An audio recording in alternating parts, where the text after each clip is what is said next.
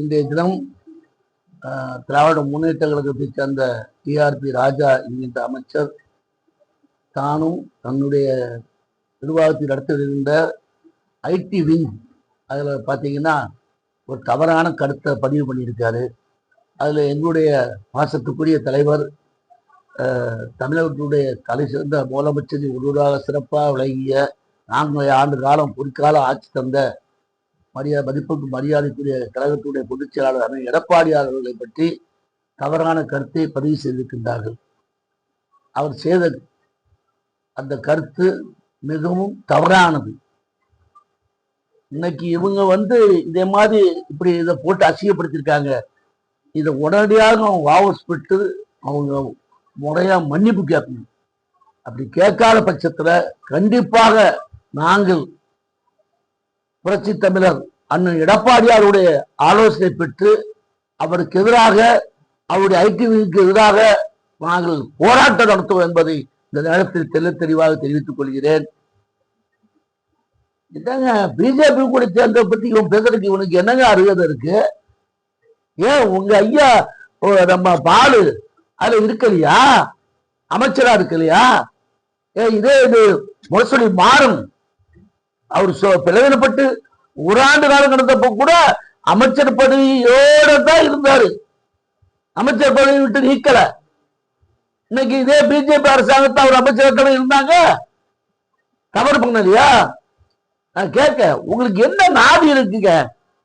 உங்க ஸ்டாலின் இந்த முதலமைச்சர் நான் சொல்ல போனா ஒரு விளைவிடப்பட்ட ஒரு முதலமைச்சராக இருக்கிறாரு. என்ன பண்ணிட்டாரு? எத்தனை இது அறிவிச்சாரு? ஏதாவது செஞ்சாரா? இன்னைக்கு புரட்சி தலைவர் அம்மா அவர்கள் எவ்வளவோ திட்டங்கள் கொண்டு வந்தாங்க ஏழை எளிய மக்களுக்கு. அதை பூரா நம்முடைய மரியாதைக்குரிய அண்ணன் எடப்பாடியார் அவர்கள் 4 ஆண்டு காலம் சிறப்பாக நடத்துறாங்க. இன்னைக்கு இவங்க அதையும் தடை பண்ணிட்டாங்க, ஒண்ணுமே செய்யல. ஆனா இவங்க 550 இது கொடுத்தாங்க நம்ம தேர்தல் வாக்குறுதி. அது ஏதாவது என்ன நிறைவேற்றி இருக்காங்க சொல்லுங்க பார்ப்போம். நீங்க பேப்பர்ல பாத்தீங்கன்னா ஒரு 80 வயது கிழவி, ஒரு வயதான முதிய ஒரு மூதாட்டி, அந்த அம்மாவை கூட விட மாட்டேங்கிறான் இவன் ஆட்சியில. எவ்வளவு மோசமானது இருக்கு நீங்க பாரு. பேப்பர் எடுத்தீங்கன்னா இங்க கொலை அங்க கொலை. அது மாதிரி கஞ்சா எடப்பாடி ஆட்சி காலத்தை பற்றி உண்டா? நீ தூத்துக்குடி சம்பவத்தை பத்தி பேசுறீங்க. நான் கேட்க ஒரு சாராயத்தினால உன் ஆட்சியுடைய அகலத்தினால சாராயம் வடிச்சு கள்ளச்சாராயம் வடிச்சு எத்தனை பேர் செத்தாங்க சொல்லுங்க? எத்தனை பேர் செத்தாங்க? அதுக்கு நீங்க என்ன சொல்றீங்க?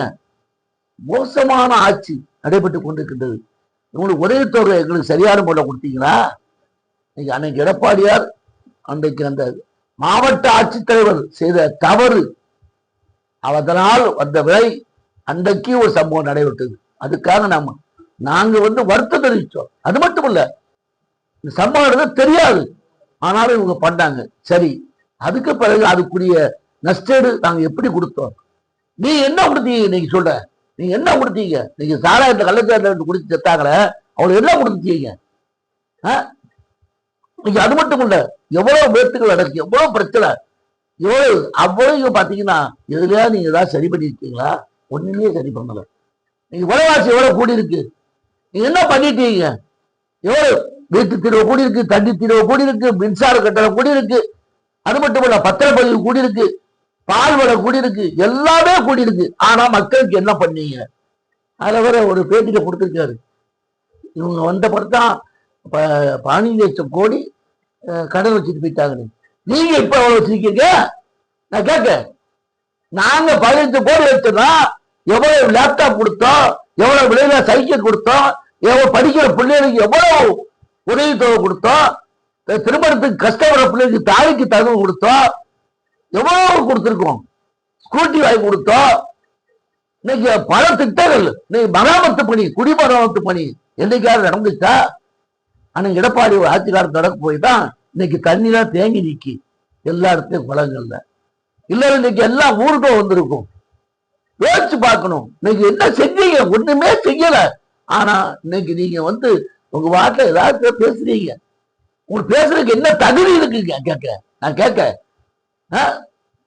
ஒரு முதலமைச்சர் அமெரிக்காவுக்கு போய் என்ன பண்ணாருன்னா நம்ம முதலீடு வாங்கிட்டு வர சொன்னாரு. நீ என்ன முதலீடு வாங்கிட்டு இருக்கீங்க சொல்லுங்க. இங்க வந்து இங்க தூத்துக்குடியில நம்ம இந்த இது பர்னிச்சர் அது தொடங்கிட்டா நடந்துகிட்டு இருக்கா? இல்ல, நடக்கல. நான் கேட்க, நீங்க இந்த எய்ம்ஸ் மருத்துவமனை சொல்றீங்க மதுரையில, அது நாங்க பொறுப்பேற்கும் போது நான் சொல்லி செய்ய சொல்லி இது பண்ணி எல்லாம் அடிக்கலட்டோம். நீங்க 2வது பண்ணீங்க, ஏதாவது பண்ணிருக்கீங்களா? என்ன பண்ணிட்டு 4 வருஷம் ஆச்சு, என்ன பண்ணீங்க? இன்னைக்கு எய்ம்ஸ் கேட்டது இது பண்ணீங்க, பூரா பிராடுத்தனம். நீங்க போய் முதலீடு வாங்க போனீங்க, அங்க நடந்தது என்ன? நீங்க ஹோட்டல்ல போய் சாப்பிட்டீங்க, ஹோட்டல்ல சாப்பிட்டுட்டு அந்த பில்லுக்கு அதுக்கு முன்னால அவன் இது கொடுக்கான், எது அந்த சாப்பாடு என்னென்ன இருக்குன்னு சொல்லி ஒரு பேடு கொடுப்பான். இங்க பாத்தீங்கன்னா அங்கெல்லாம் அமெரிக்கால பாத்தீங்கன்னா அவ்வளவு டை கட்டி இருப்பாங்க. ஆமா, பேர டை கட்டி இருப்பாங்க. இங்கே நீங்க பாத்தீங்கன்னா கட்டியிருப்பாங்க, அதே மாதிரி அங்க டை கட்டி இருப்பாங்க. அவங்ககிட்ட இருந்து வாங்குறாரு, அதை வாங்கிட்டு அவர்கிட்ட முதலீடு வாங்கிட்டாராம், அதை போட்டோ எடுத்து போடுறாங்க. திருப்பி அதுல டிப்ஸை எடுத்து கொடுக்காரு, அவங்க பதினெட்டு வடிக்கிட்டாராம். இதெல்லாம் பண்ணீங்க, பூரா ஏமாத்து வேற. நீ அமெரிக்கா போய் என்ன பண்ணீங்க? ஒண்ணுமே பண்ணல. உண்மைதான் நடந்தது, நீங்க பார்த்திருப்பீங்க. டை கட்டி சூப்பரா இருப்பாங்க, அந்த பாரு அதான் நடந்துச்சு. உங்களுக்கு என்ன பண்ணாருங்க? நான் உள்ளதான் சொல்றேன். அதைத்தான் மாத்திக்கிட்டு நான் இவ்வளவு 3000 வேலைக்கு இது பண்ணிட்டேன். நான் திமுக ஆட்சிக்கு வந்த பிறகு எந்த இதுல வேலைக்கு ஆள் போட்டிருக்காங்க சொல்லுங்க பார்ப்போம். ஏன் தூத்துக்குடியே எடுத்துக்கிடுவோம், தூத்துக்குடி மாவட்டத்தில் எங்க போட்டிருக்காங்க? ஒண்ணுமே செய்யல, ஒரு வேலையும் செய்யல. இன்னைக்கு சிவநாடார் 300 கோடி ரூபாய் கொடுத்துருக்காங்க திருச்செந்தூர்ல, அந்த வேலையா ஒழுங்கா செய்யறாங்களா? அந்த வேலையா ஒழுங்கா செய்யறாங்களா? செய்யல. ஒண்ணுமே அவங்க ஏற்பாடு பண்ணி கொடுக்குறாங்க. எல்லா துறையிலும் பாத்தீங்கன்னா கடுமையான ஊழல். ஆனா அவங்க சொல்றதுக்கு என்ன இருக்கு? இன்னைக்கு இந்த டிஏபி ராஜா தம்பி, வளர தம்பி ஆளெல்லாம் வளர்ந்துருக்காரு. அவரு வளர்ந்த சரி, வளர்ந்த அளவுக்கு அதிகம் வளர்ந்த இடத்தையே போட்டு விட்டுருக்காரு. போட்டதுக்கு மன்னிப்பு கேட்கணும். அல்லாட்டா கண்டிப்பா எடப்பாடியாருடைய ஆலோசனை பெற்று நாங்க அவருடைய ஆபீஸ் முன்னால போராட்டம் நடத்துவோம், வன்மையா அவரை கண்டிக்கிறோம். என்ன பேசுறீங்க? பெரியாருக்கு காலில் வந்து ஆசீர்வாதம் இல்லையா? சொல்லுங்க பார்ப்போம். என்னங்க பிஜேபி கூட கூட்டத்தை பத்தி பெருசா பேசுறீங்க? நீங்க பிஜேபி கூட கூட்டம் இல்லையா? காங்கிரஸ் நீங்க என்ன செஞ்சீங்க? அந்த அம்மா இதே மதுரைக்கு வந்துச்சு, இங்க இருந்து அடியாருக்கு கூட்டு போய் அடிச்சீங்க.